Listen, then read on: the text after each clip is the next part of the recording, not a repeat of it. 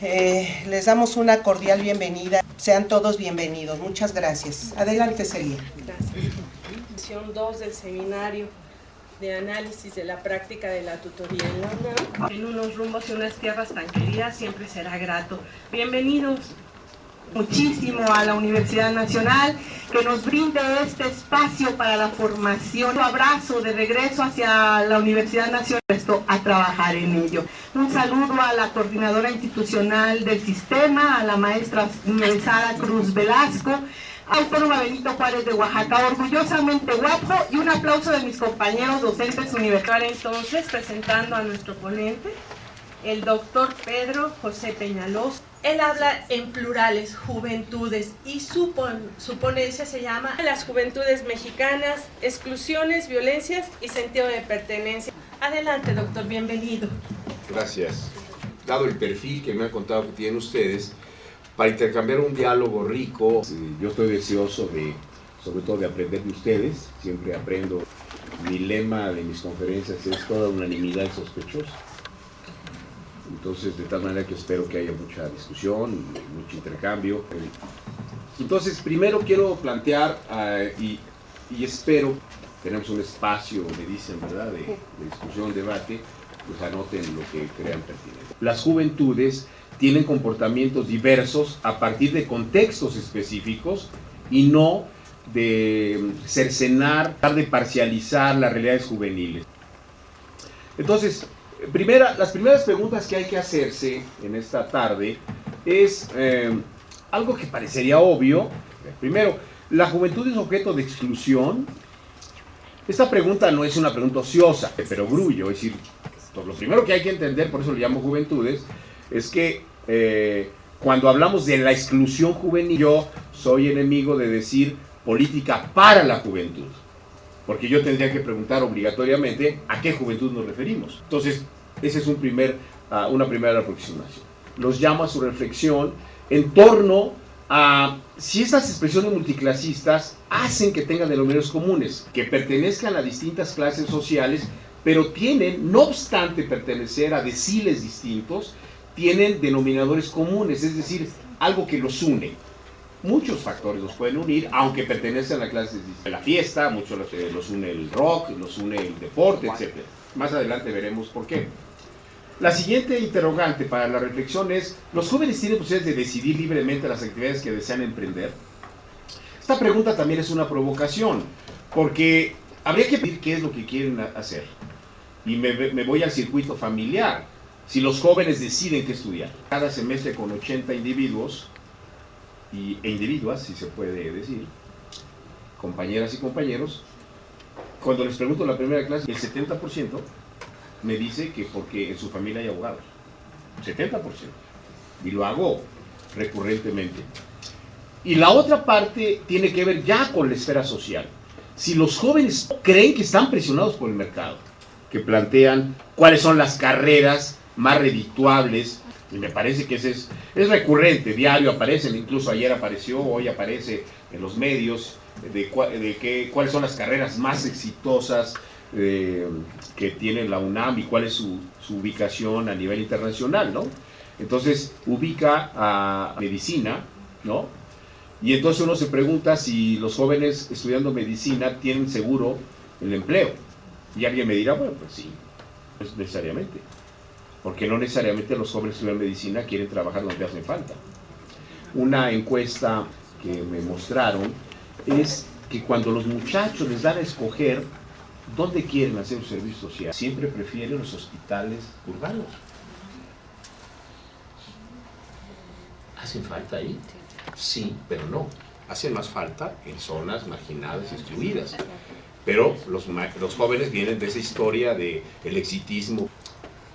Y luego, otra pregunta, ¿se usted entiende como provocaciones?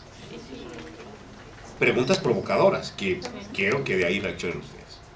La ciudad actual está diseñada para aceptar a los jóvenes como son, pero la pregunta que tenemos que hacernos como metodología es ¿qué tipo de sociedad vivimos? ¿No? Y si esa sociedad, la que vivimos, excluyente, las más que se apropian del Producto Interno Bruto en México, las sociedades que aceptan solo a aquellos por su vestimenta. La pregunta es ¿qué papel juega la familia? Yo debería haber dicho aquí, incorrectamente, las familias. Hay familias, felizmente hay familias, a partir del 2000, según datos del INEGI, la mitad de las familias ya no son nucleares. Y eso me parece una magnífica noticia, que ya no sean nucleares, ¿no? Qué aburrido, ¿no? Tener familias nucleares, papá, mamá, hijitos y niños chapeados, ¿no?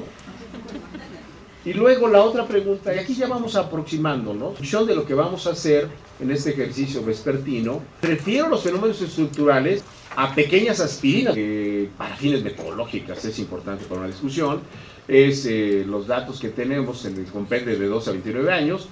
No es lo mismo ser hombre que mujer joven, vivir en zona urbana que rural, ser universitario o no haber terminado la primaria.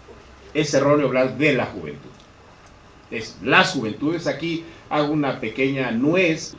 Obviamente hay más juventudes. Una vez que nos aproximamos a ello, vamos a trabajar ahora cuáles son las características que atraviesan a los jóvenes y que son de carácter estructural. No tiene que ver con razones coyunturales, sino con fenómenos estructurales, ¿no? Que yo le llamo armas de la exclusión y la persecución a los jóvenes, ¿no? Lo primero son los estereotipos, el segundo es el estigma y el siguiente es etiquetamiento. Bueno, aquí me voy a detener. Mi formación de criminólogo me obliga a decir de dónde vienen estos. Una corriente criminológica que se llama interaccionismo simbólico. ¿Qué es un estereotipo? Construcción aspiracional impuesta. Imita el estereotipo, pues desde el control formal, televisión, la repetición. Recuerden que las conductas de los jóvenes son aprendidas, como la violencia aprendida es aprendido mucho. Y pueden decirme ustedes donde quieran. La segunda categoría de esta corriente, estigmas. ¿Qué es un estigma? Estas tres categorías se confunden mucho, entonces por eso los planteo. Estigma es una huella indeleble hacia una persona sin conocerla, por su origen étnico, por su forma de vestir, y confunden estigma con etiquetamiento y estereotipos. Entonces, este resumen que les hago es un poco para ir hablando con mayor propiedad. La siguiente, por favor. Ahora, una vez que los jóvenes viven esto, el éxito construido por el capitalismo, en esta fase, el capitalismo financiero, el origen de las especies, sostenía que solo sobrevive el que mejor se adapta. Solo sobrevive el que mejor se adapta. Cuando hablo de que el que mejor se adapta, estoy hablando del que mejor obedece las reglas del capitalismo. Es decir, que es joven como quiere el capitalismo que sea. Sumiso, obediente, no protestar, emborracharse periódicamente y todas estas cosas que vemos diario. Yo no estoy en contra de que tomen alcohol, no represento ninguna iglesia católica, ¿no? El capitalismo nos dice, la única forma de tener éxito es poseer bienes. Imagínense ustedes, que tratan a tantos jóvenes, a este joven que no tiene, que no está en los primeros en los últimos deciles, que no entró a la universidad. Y si entró a la universidad, no tiene para los camiones. Y si no tiene y si sí tiene para los camiones, no tiene para comer. Tiene que venir de Catepec a las 7 de la mañana a una clase aburrida. Cuando ve esa fotografía, se enfrenta con atajos. Como yo no tengo las posibilidades para lograr el éxito que me está concediendo el capitalismo, bajo la lógica que ya les expliqué del darwinismo, recurro a un camino. El primer contacto de los jóvenes con el mundo del trabajo es traumático. Solo el 16% tiene seguridad social. Es que 6 de cada 10 muchachos de 15 a 18 años desertan la escuela. Se pueden ir a 3 lugares, ¿eh? Uno se puede ir al mercado informal, ahora más difícil va a ser, y el otro se puede ir a la criminalidad, el comercio ilegal, etcétera, que habría que encontrar explicaciones estructurales. Si cada día expulsamos a 140,000 muchachos del nivel universitario, ¿qué queremos que hagan esos muchachos? Ustedes 40,000 que se fueron a las escuelas privadas o de no sé dónde, y quedan 100,000, siendo optimista, ¿eh? Soy un optimista que 40,000 encontraron cabida en algún lugar. Esos 100,000 se van acumulando cada año. Y están enojados y frustrados, porque la UNAM, que tanto aspiraban a entrar, no los aceptó. Esos 100,000 son potencialmente sujetos a lo que quieran. Tampoco soy determinista yo. Tampoco creo que esos 100,000, todos formaditos, se van a ir a la criminalidad. No funciona así. ¿Sí me estoy explicando? Ok, adelante. Ahora, en este contexto, la felicidad paradójica reside en que es posible ser feliz en este sistema. Que la felicidad está concentrada en este nuevo capitalismo, en la posesión de bienes y en el éxito que nos ha dicho los medios de comunicación. Entonces, hemos pasado de una economía orientada hacia la oferta a una economía orientada hacia la demanda. Esto lo dice Lipovetsky. Es que estamos produciendo bienes simplemente para reproducir una demanda construida. ¿Qué es lo que desean los jóvenes hoy comprar? ¿Y para qué desean comprar? Aquí hay dos categorías que ustedes conocen, que se usan mucho en Durkheim y de todas las corrientes sociológicas positivistas y funcionalistas. Los jóvenes necesitan pertenecer a un grupo. Y para pertenecer a ese grupo, requieren obligatoriamente ser aceptados por ese grupo. Si se adaptan a determinados códigos. Desde un teléfono, desde la forma de vestirse, de una forma de un coche, etc. Y entonces vuelve a aparecer la contradicción que les mencionaba hace un minuto. ¿Cómo le hago para que ese grupo me acepte si yo no tengo ni siquiera para mi camión? Los jóvenes viven también prisioneros de lo incierto de lo laboral y la esperanza de vida. Yo veo ahora, en este periodo, veo a mis alumnos ahí de la Facultad de Derecho, emocionaditos y dónde va a ser el salón de la fiesta, y a veces les he dicho cruelmente, y lo admito y me autocritico, la tasa de desempleo es muy alta, ¿no? Una vez que estamos enfrentando esta dicotomía, nos dice, sí, somos vulnerables y peor pagar. Fíjense qué interesante, en la expectativa de que van a tener movilidad social. Y aquí hay un fenómeno, y digamos, voy a hablar concretamente de los 70s hacia atrás, a partir de tener secundaria, ¿se acuerdan, no? Sus padres, sus abuelos, ¿no? Y resulta que ahora, de acuerdo a los estudios que han hecho, los alumnos cada día son menos aceptados con título de licenciatura. Llegan a un empleo y dicen, bueno, de licenciatura, pues no, entonces está sobrecalificado. La pregunta es para qué estudió maestría, donde presentamos todos los cuadros, que les va a servir mucho a ustedes, que te comentaba, ¿te acuerdas, Sara? Que era, se llama Una mirada multifocal para reconocer a México, hecho con mis alumnos de fines de licenciatura, los de maestría y doctorado que les doy clase. ¿Y dónde vas a trabajar? Pues me han dicho respuestas científicas como Dios dirá, ¿no? Donde he dado de algunos cursos, todos saben dónde van a trabajar, más en el TEC. ¿Para qué sigue? Pues? Ahora, tenemos acá otra paradoja que quiero que también registren en su disco. Es el problema de la correlación entre avance educativo y calidad laboral. Habíamos tenido jóvenes tan preparados, pero nunca el nivel de preparación que tienen hoy. Estos datos terribles no se debe a una circunstancia coyuntural. E incluso en las grandes empresas, sectores de punta, requieren obreros muy calificados. Ahora, los jóvenes tienen otra ventaja que es muy importante que lo reflexionemos, que tienen una gran utilidad para los medios de información, ¿no? Pero fíjense esta contradicción. Ustedes lo viven a diario, yo también. Esta contradicción terrible es uno de los retos que tendremos que superar los que trabajamos con los jóvenes, porque ven a la política como lo peor, viven políticamente. ¿Cuál es el universo de su conversación? Ya vimos que las redes sociales pueden expresar, pero en la vida cotidiana de los jóvenes está el tema educativo, está el tema del desempleo, son brutales en materia de embarazo no deseado, en niñas. Los jóvenes no están discutiendo temas que modifiquen su entorno, sino están metidos en la esfera de la angustia. La angustia es qué sigue para mí. Y entonces, como no sé qué sigue para mí, puedo recurrir a varios caminos, ¿no? No discutir el tema y ya. Pero ahí están presentes estas asignaturas para los jóvenes. Adelante.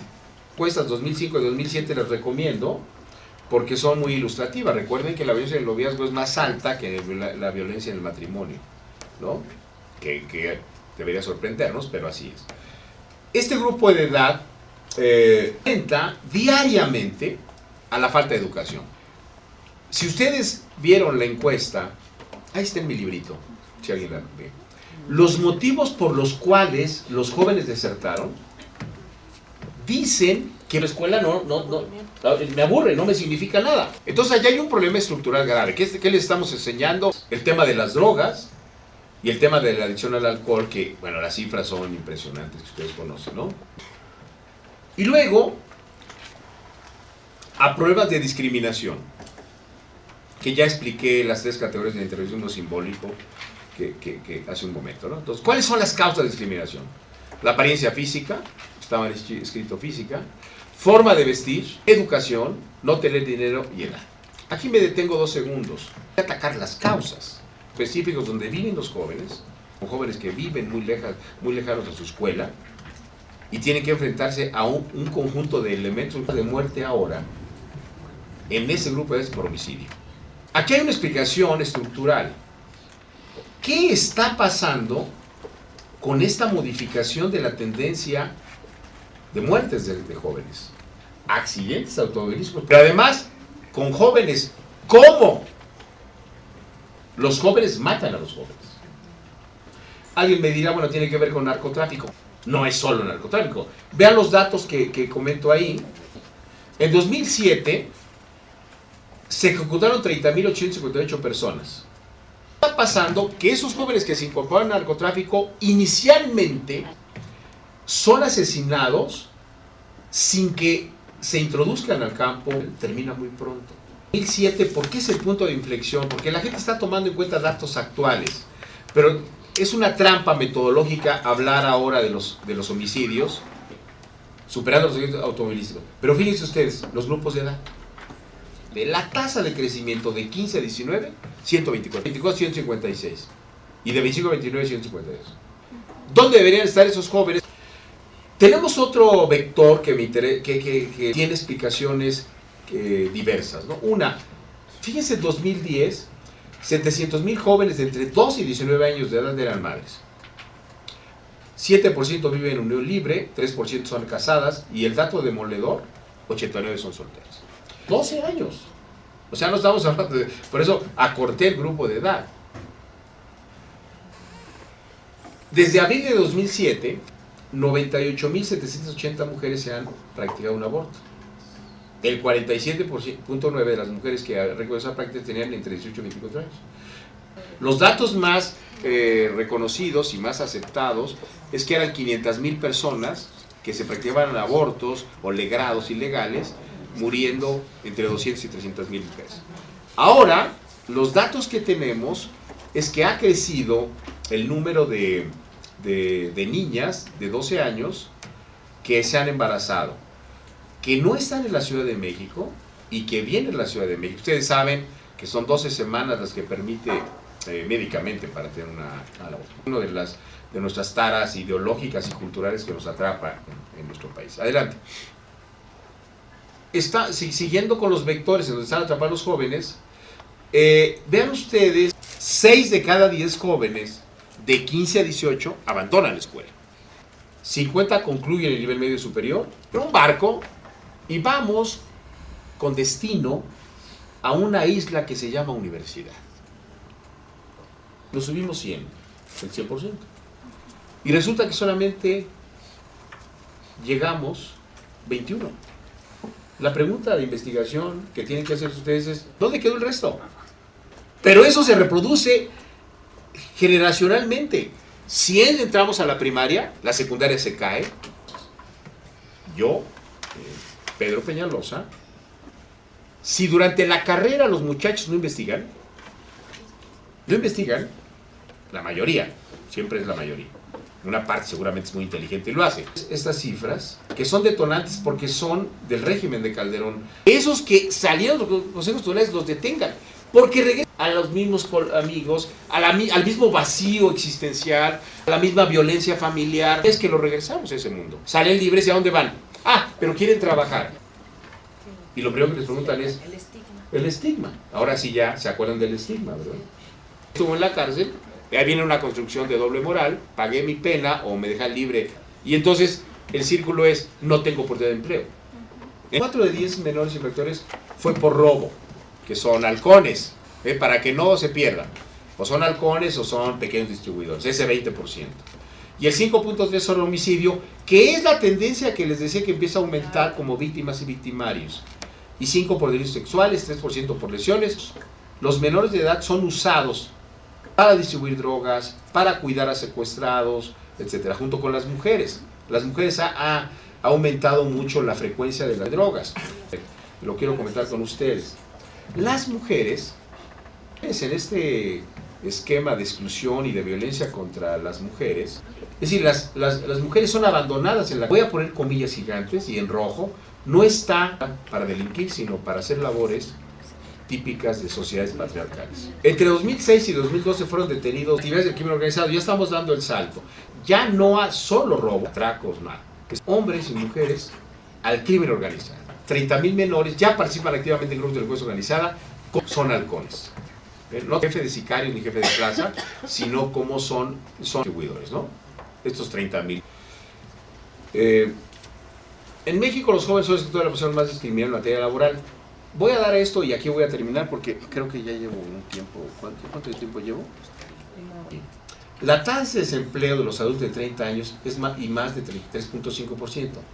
Vean ustedes, son más desempleados que los adultos. Con esto se contradice esa lógica de renovar la fuerza laboral. Pero quiero detenerme hasta aquí. Muy bien, le agradecemos esta presentación, doctor.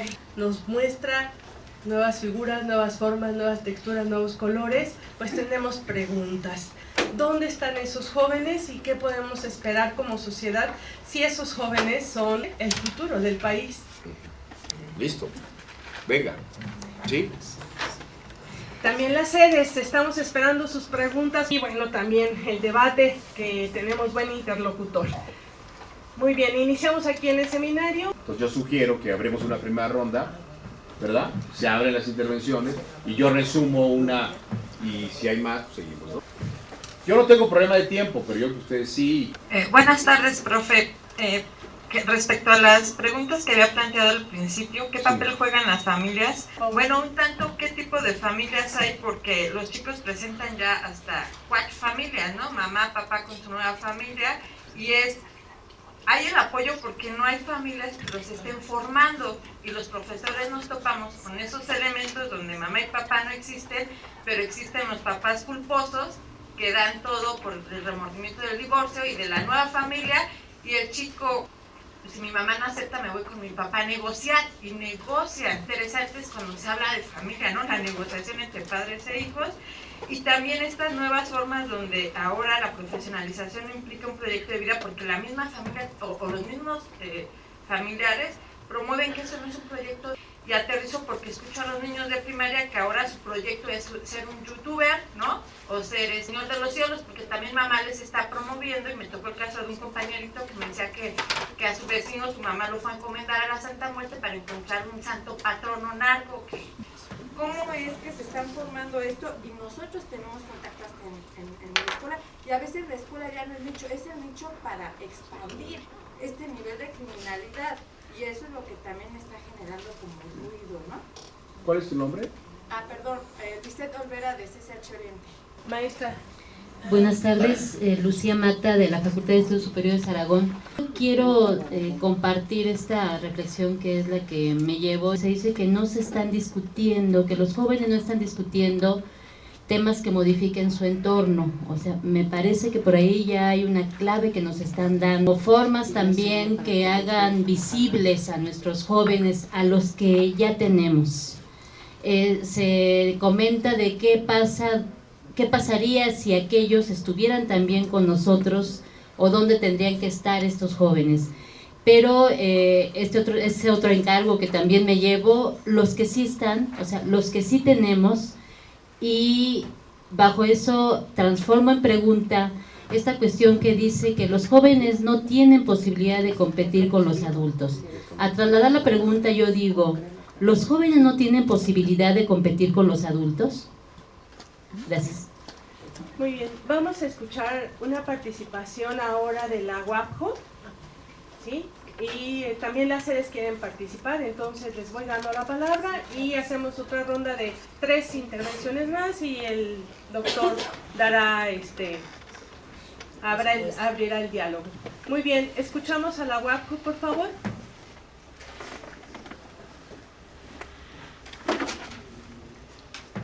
Adelante, Oaxaca, ¿nos escuchan? Sí. Por favor, adelante. Sí. Sí. Ok. Bueno, la pregunta es si la tutoría puede ser una aspirina. Una segunda pregunta, ¿cómo atacar las causas y no los efectos de la discriminación en el salón de clases? Y una tercera, si es la transgresión de las normas sociales un medio de expresión de la individualidad en los jóvenes. Muy bien, muchas gracias. Pasamos a la Universidad de Quintana Roo, a la sede Chetumal, por favor, adelante. Las que están haciendo aquí los docentes. La primera es cómo preparamos a los jóvenes la incertidumbre laboral, cómo enfrentar el reto de la retención. Y otra fue, las estadísticas proporcionadas son alarmantes y un poco conocidas. ¿Qué programas interesantes o del ponente están desarrollando las universidades para atender esta problemática? Bien, vamos a la tercera participación con las sedes foráneas. Ahora le pedimos la participación a Playa del Carmen de la Universidad de Quintana Roo. Adelante, Playa del Carmen, buenas tardes. Buenas tardes. Marcela en Playa del Carmen pregunta, usted mencionó que el principal motivo de deserción no representa un punto, es como docentes debemos considerar incluir en nuestro proceso de enseñanza-aprendizaje acciones para motivar al estudiante a permanecer. Esta es una labor del docente. Muy interesante. Muchísimas gracias. ¿Quieres la respuesta ya, doctor, o una más por parte del seminario? Aquí hay otra pregunta. Bueno, buenas tardes. Lorena Magaña de la Escuela Nacional Preparatoria. Mi pregunta es si desde la función de tutores, nosotros como docentes acompañando estas adolescencias y estas diversidades, realmente podríamos impactar en algo de considerar que son temas muy globales, muy grandes, como sería, aquí lo dice, exclusiones, violencia, sentido de pertenencia. Realmente, ¿qué alcance tenemos siendo tutores o qué más podemos tener como tutores para poder realmente impactar, ¿no? La maestra Silvia Barajas de la FAP. Tiene relación con la pregunta que hicieron nuestros compañeros en relación, escuchaba yo en su currículum, doctor, bueno, pues su amplia experiencia en el sector, otros ámbitos de decisión como la asamblea. Me gustaría saber si usted conoce, si existe o ha existido o en este momento existe alguna iniciativa gubernamental para el diseño de algún tipo de política pública que tenga como objetivo la creación justamente de estos programas integrales de prevención. Hace tiempo, no sé si una cifra millonaria a Giuliani para que viniera a resolver el problema del Distrito Federal, estuvo él siendo objeto de una serie de foros y le preguntaban pues qué había hecho para controlar la delincuencia en Nueva York con su política de cero tolerancia. Él decía que bueno, que en realidad había todo un proyecto integral en donde, por ejemplo, la legalización y control del aborto era sustancial porque habían evitado acrecentar justamente las cifras de este grupo potencial desfavorecido que tenían posibilidades de convertirse en delincuentes, ¿no? Quisiéramos saber si institucionalmente y a nivel federal existe alguna iniciativa. Las preguntas están fáciles, las respuestas son las complicadas. Voy a empezar por Chetumal y aquí lo conecto con otra pregunta que también hicieron de Playa del Carmen, que tiene que ver si el deserción de los jóvenes tiene que ver con los maestros en lo individual o con el modelo. No podemos disociarlos. Lo que hemos visto, lo que yo he visto en mis estudios en torno a esta primera causa de deserción en las escuelas, que es sólida, que se hizo en 2007 y que está en el librito tiene que ver con el concepto que se tiene. Seguimos atrapados, desgraciadamente, pese a a nuestros deseos, en el viejo modelo educativo memorista, libresco, autoritario. no hay, hablo en general, no, si alguien me dice en lo particular hacemos otra cosa, está bien, pero en general es lo que yo he visto a nivel nacional. Viajo mucho en provincia y hablo mucho con padres y con maestros, etcétera, y me reproducen esta idea y la observación de los modelos, pese a los intentos de reforma educativa, que me parece más demagogia. Una entrevista que hizo en el Secretario de Educación diciendo que queremos romper la dinámica de la educación memorista para hacer un nuevo modelo en donde el estudiante sea participativo, pero seguimos teniendo la lógica de que los maestros tienen que calificar a los alumnos simplemente por eficiencia educativa y no por otras actividades. Es decir, eso contradice la realidad. Entonces, es el modelo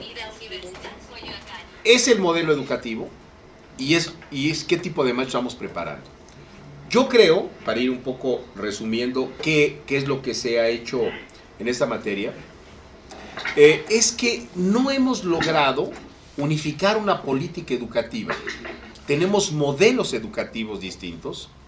Por ejemplo, hay una corriente que ustedes conocen que es la educación y el conocimiento significativo, que seguramente lo conocen, que sostiene que los maestros no deben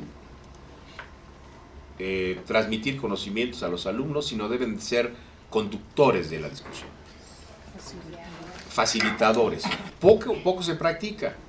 Yo sostengo que los maestros no transmiten conocimientos. Todos los conocimientos en la red. Son, lo que quieran, está en la red. Entonces, los maestros no transmiten conocimientos. Los maestros lo que hacen es reproducir lo que está en la red. Entonces, lo que se tendría que hacer es rediscutir el modelo de maestros. Esto impactaría en el modelo, por supuesto. En el modelo anterior, libresco, repetitivo, etcétera, y producen alumnos de esa naturaleza. Yo he sostenido, hoy lo reitero, que necesitamos hacer una transformación radical de la educación a todos los niveles. Por ejemplo, la universidad no participa en la reforma educativa. Mi pregunta, como universidad de toda la vida, es cuándo entramos a la reforma en la UNAM. Yo creo que hay que entrar en la universidad y entrar a esa reforma educativa. No hay reforma educativa en la universidad, en nombre de la libertad de cátedra, pero no hay posibilidades de discutir en foros amplios, masivos, interesantes, transversales. ¿Cómo se enseña en la universidad? Que me hacen aquí que es muy pertinente. Silvia, ¿dónde está?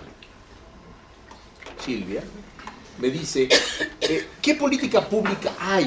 Lo último que había, lo desaparecieron del presupuesto. El régimen de Peña presentó como la niña de sus ojos el programa nacional del PRONAPRED. Bueno, eso era la niña de los ojos de Peña, diciendo, nosotros no vamos a instrumentar el modelo represivo, vamos a priorizar la prevención, ¿no?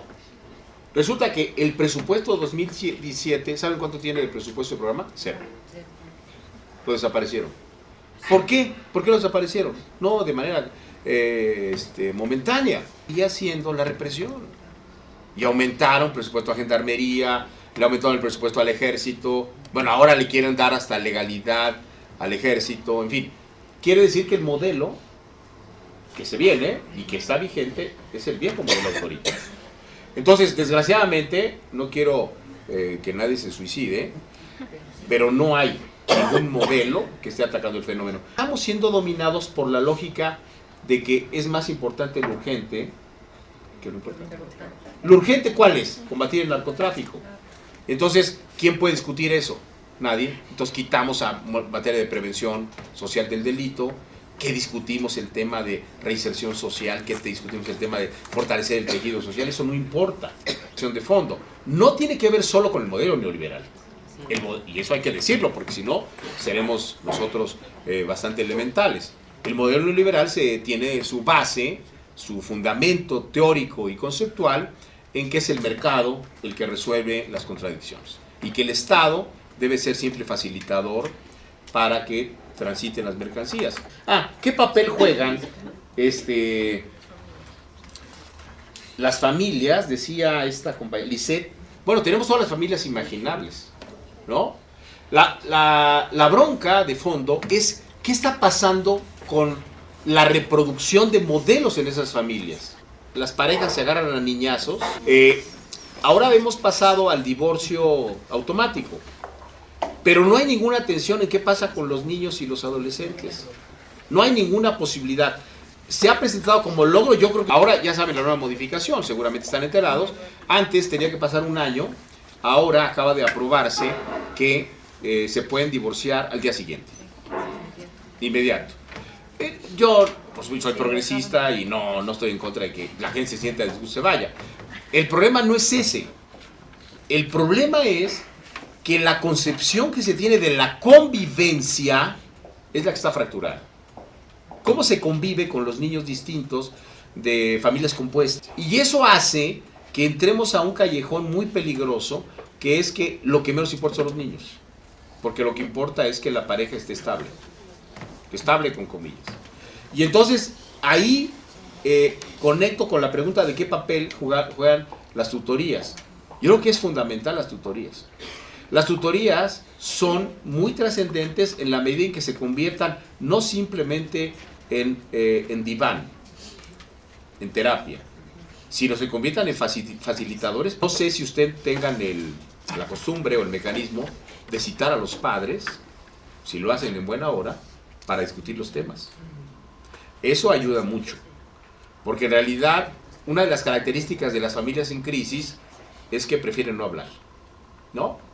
Y como no se hablan los temas, pues no hay posibilidad de solucionarlos. O se resuelven con violencia física o psicológica. Recuerden que los datos nos dicen que hay más violencia psicológica, 75%, que violencia física.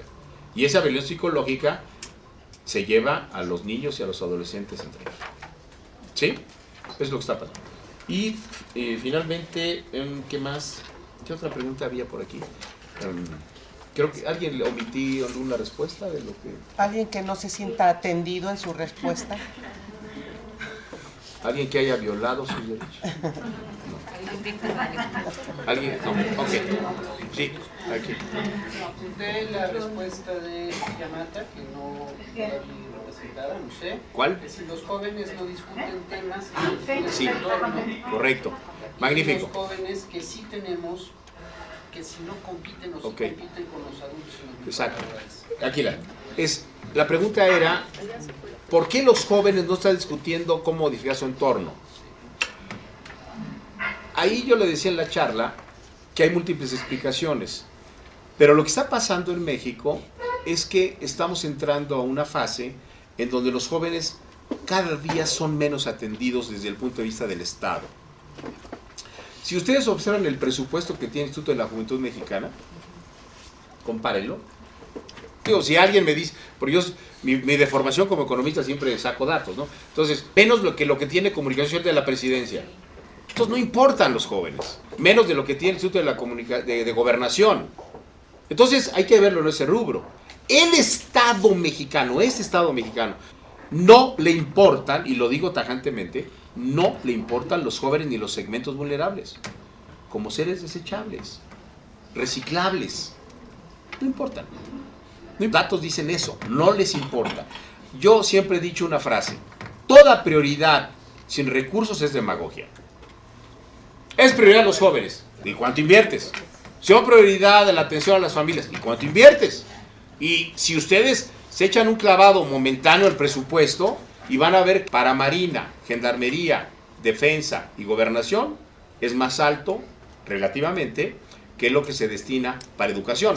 Porque el 60% de lo que se destina a educación es gasto corriente. Se va en salarios. Cuando dicen hay mucho presupuesto de educación o a Cedesol, olvidan meterse a bucear en el gasto corriente, es decir, pues cuánto se gastan en salarios y cuánto se gastan en gasto corriente, en gasolinas, etcétera. Ok, sí, eso es. ¿Alguien más? Yo sí tengo una pregunta. Sí.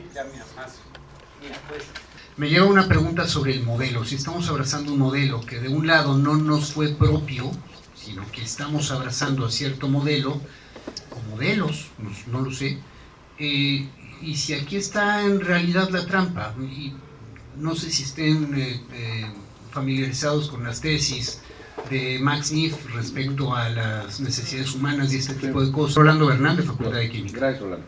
A ver, cuando hablamos de modelos, tenemos que ser muy precisos conceptualmente.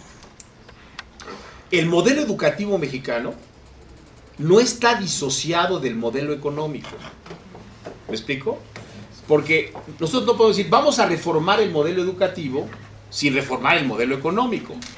¿En qué consiste el modelo económico mexicano de hoy? El modelo económico mexicano de hoy, con cifras, es, tenemos salarios precarizados, tenemos una clase política que se niega a hacer cambios. Siempre he dicho yo, los que pueden hacer cambios es la clase política, pero es la menos interesada en que haya cambios. ¿Quién puede hacer los cambios? El Poder Legislativo.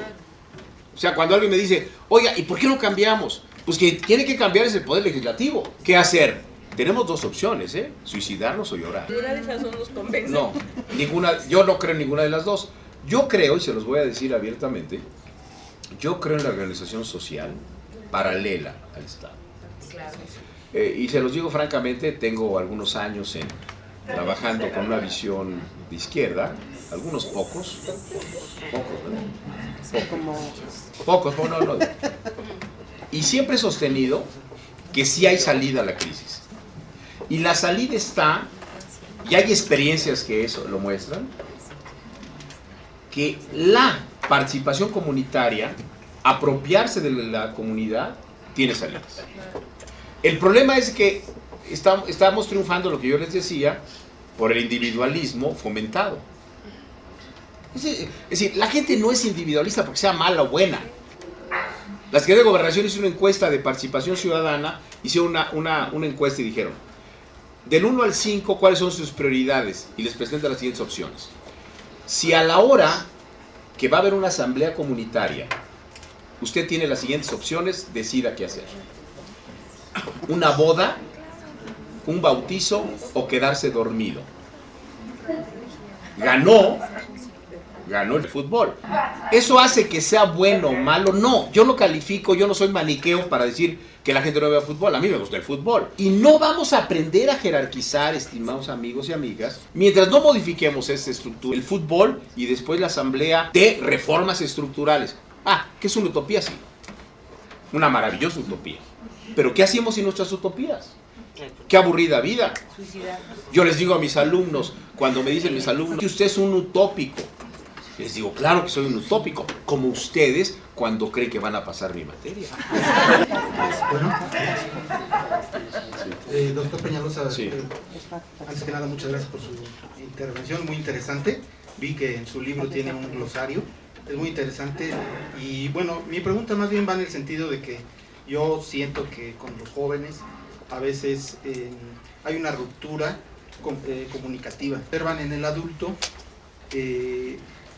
lo que antes se le llamaba la momisa. No quisiera yo ridiculizar, pero sí hay una ruptura en la cual mis profesores no pueden tener un diálogo por esta diferencia de lenguaje. Y yo sí creo que es muy importante, no sé cuál sea su opinión, de que a nivel de la comunicación los profesores debemos trabajar y debemos reconocer, porque muchas veces hay una barrera. No sé cuál sea su opinión. Sí. Sí, vamos a darle la palabra a la compañera de la FAT Tasco, de la Facultad de Artes y Diseños de la sede Tasco de la UNAM. Adelante, por favor. Gracias, ¿me escuchan? Sí, te escuchamos. De parte de una de nuestras maestras que radica en Vallarta, la maestra Mónica de la Cruz pregunta, ¿cómo responder como profesores cuando las propias universidades están reproduciendo los modelos capitalistas, ejerciendo además una estructura de castas y de violencia encubierta? Gracias. Tenemos dos preguntas más de la sede, por favor. Gracias. De WAPJO preguntan, ¿cómo repensar las juventudes en este momento, con el Estado muerto o agonizando, con instituciones derrumbadas, con fuerzas del mercado que atan al sujeto, con la desesperanza latente y con las exigencias de la universidad de cubrir un temario, realizar evaluaciones, investigación, tutoría en un lapso de tiempo determinado? En Chetumal preguntan, ¿qué nos recomienda para trabajar con los jóvenes para que se eduquen en el aspecto político? Con estas preguntas cerramos, Bueno, doctor, adelante. Bueno, Marco Antonio, sí tiene razón Marco Antonio. Yo no estoy planteando vulgarizar el lenguaje. ¿Quién sabe qué quiere decir vulgarizar? No sé qué sea vulgarizar. Pero yo lo que hablo es de acercamiento. Ese es un tema muy volátil, porque tenemos una estructura histórica, incluso en la universidad y en las universidades han puesto una tarima en la parte delantera. Algún maestro socarrón me dijo la otra vez, es que había antes maestros más chaparritos. Pero obviamente que es una respuesta socarrona, y poner eso también implica un grado de superioridad del maestro con el alumno, que muestra también, porque recuerden que los símbolos son muy importantes, no hay símbolos que debamos subestimar. Yo creo que el lenguaje que tenemos que usar con los alumnos debe ser un lenguaje de confianza, el que sea, pero que genere confianza, porque, insisto, y vean la encuesta, si nos siguen diciendo los alumnos que deserto de la escuela porque la escuela no me representa nada, es que los alumnos están viendo que o me representa autoritarismo, reproducir el valor que traigo autoritario de mi familia, o no me representa ninguna expectativa para modificar mis condiciones de vida. Es lo que están diciendo todas las encuestas. La encuesta de INEGI recientemente, la encuesta de la Juventud 2007, todas están diciendo lo mismo. No se ha modificado esa tendencia de la primera causa de por qué los jóvenes abandonan la escuela. Yo creo, y la conecto con la otra pregunta que hicieron, de no sé dónde, de cómo recomponer a las juventudes en un estado ausente. Tiene razón. De la UAPCO. De la UAPCO. Exacto, dice Bauman que vivimos un estado evaporado. Es decir, un estado que ha renunciado a su obligación primigenia, que es darnos seguridad y certidumbre. El Estado tiene esa obligación, no una obligación etérea, aristotélica, tiene obligación porque es receptor fiscal de nuestros impuestos.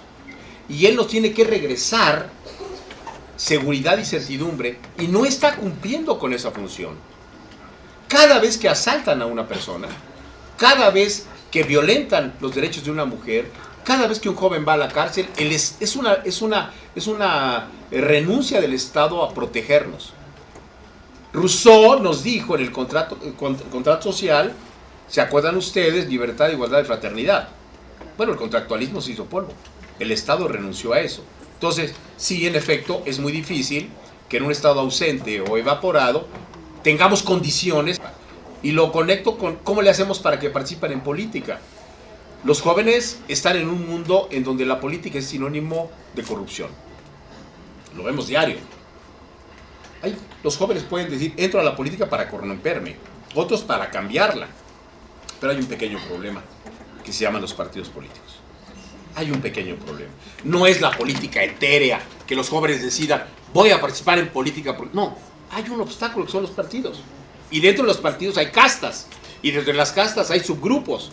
¿Cómo vas a entrar a un partido si no perteneces a una casta? Entonces los jóvenes dicen, no hay posibilidades de hacer política en México. Y entonces recurren a hacer su política. Porque hay otro grupo que no hemos mencionado y que yo menciono en el librito, que son las formas de organización, autorganización de las bandas, de los jóvenes. Los jóvenes tampoco, hablemos de ellos irresponsablemente, ellos sí se organizan. Y se organizan muy bien, y tienen bandas y grupos, y se asocian, y festejan, y hacen muchas cosas. Esos subgrupos de jóvenes están haciendo su mundo, están construyendo un mundo que no entra a los adultos, que ya. Muchas Nada gracias. más, en este último punto que señalaba el doctor Peñalosa, él tiene también un texto que le dedica al movimiento Yo Soy 132, ¿sí? Y en donde el tema que trata es precisamente de la rebeldía electoral a la dispersión social. Entonces, es un texto que también tenemos que recurrir a él. Gratuitamente, se meten a la página del posgrado de Derecho y ahí se baja gratuitamente. Y además los invito, se va a presentar este libro, que es una cronología del movimiento 132, el día miércoles 15, a ver si tienen tiempo de ir, en el auditorio del posgrado de Derecho, ahí junto a la Facultad de Derecho, a las 12 del día. y se puede bajar gratuitamente. Entonces, se meten a la página Posgrado de Derecho de la UNAM y ahí se baja gratuitamente. Bueno, pues muchísimas gracias. Le damos las gracias a nuestro ponente, el doctor Pedro Peñalosa. Le hacemos entrega de un reconocimiento por su participación hoy en el Seminario de Análisis de la Práctica de la Tutoría en la UNAM. Su tema, las juventudes mexicanas, exclusiones, violencias y sentido de pertenencia. Muchas gracias, buenas noches. Gracias. Los esperamos en la siguiente sesión.